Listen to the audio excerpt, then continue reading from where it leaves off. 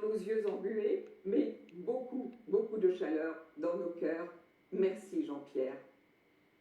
Et oui, de la brume dans les yeux. Et merci à Evelyne de m'avoir accueilli quand je suis arrivé. Il paraît que c'était il y a quelques décennies quand Il y a même. quelques temps, mais elle a une forme superbe, je l'embrasse. Et que tu étais à la rubrique tourisme.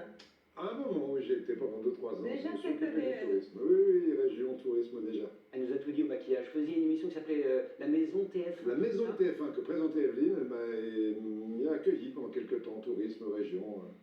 C'était sympa. Bon, Jean-Pierre, je vois pas comment on peut commencer un 13h un peu particulier sans aller dans une région particulière. La Picardie. Tu sais tout sur la Picardie? Peut-être pas tout, hein, peut-être apprendre quelques petites choses. La baie de Somme, la cathédrale d'Amiens. C'est quoi la cathédrale d'Amiens? La plus belle Cathédrale du monde. de France C'est la et du monde. C'est Voilà. l'autre femme de ta vie. Je suis content que ça soit passé dans les autres éditions, cette expression. T'es Regardez-le, hein. un incroyable ambassadeur de la Picardie et les Picards t'en sont infiniment reconnaissants et ils l'ont dit avec pudeur. C'est des pudiques, les Picards. François Boisson et Gauthier de Haumette. Parce qu'il suffit de lancer ton nom à la volée pour que le cœur des Picards s'emballe. La preuve, sur le marché de Frénois-le-Grand, dans l'Aisne. Il va nous manquer beaucoup. Parce que c'est vrai que c'est un rude gaillard, ça. C'est un grand monsieur même. Jean-Pierre Pernaut, c'est le Picard. Il est attaché à ses origines et ça, je trouve que c'est bien. Plus à l'ouest, à Albert, dans la Somme, là même où une place porte le nom de ton grand-père, le musée de l'industrie aéronautique nous ouvre ses portes. Il n'y a pas d'humilité avec sa maman et son frère. Les caméras du Trésor, bien souvent, ont immortalisé ces lieux. Alors ici aussi, on veut te dire merci. Tous les jours, on regarde le journal de Jean-Pierre Pernaut. On ne peut pas le louper. On sent qu'il est amoureux de la Picardie. Le journal de Trésor, une passerelle entre la Picardie et le reste de la France, un révélateur de son patrimoine. C'est lui le patrimoine. C'est lui? Vous croyez pas? Bien sûr que l'on y croit, et à Amiens, nous ne sommes pas les seuls. Ces nombreux reportages qui ont donné à voir nos richesses patrimoniales ont permis de faire redécouvrir ce territoire.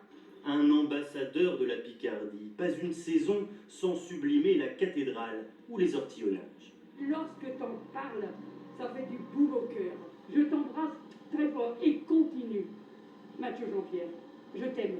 Plus qu'une aventure cathodique, c'est une histoire d'amour, et sur les hauteurs de Gerberoy, dans l'Oise, on ne veut pas que ça s'arrête. J'ai cru comprendre qu'il allait continuer sous une autre forme à défendre le patrimoine avec son rayonnement et sa passion. Et jusqu'aux confins de la baie de Somme, là où bat un peu ton cœur, Jean-Pierre, c'est la même fidélité. C'est quelqu'un de la famille. Donc on va continuer à le suivre et puis on lui souhaite une bonne chose, voilà. Quel plaisir pour nous, Jean-Pierre, d'avoir mis en image cette Picardie que tu aimes tant. Alors je te propose qu'on se retrouve vite, très vite dans ce petit coin de France, cette baie de Somme qui, comme on le sait, est pour toi la plus belle baie du monde. Pour moi et pour tout le monde. Merci Gauthier et François. Ça me fait plein d'émotions de voir tout ça. Mais je savais que comme dans le Trésor, on a beaucoup parlé de la Picardie et les Picards en sont reconnaissants, mais on a parlé de toutes les régions, vous le savez, vous. Bon, déjà, Anne-Claire a vendu la mèche, elle commence à te tutoyer, donc bon, ça fait... Bon, c'est bon, allez, vas-y. Bon, allez. Mais parce que les téléspectateurs te tutoient aussi. Bon, mais nous, on se tutoie depuis pas mal de temps.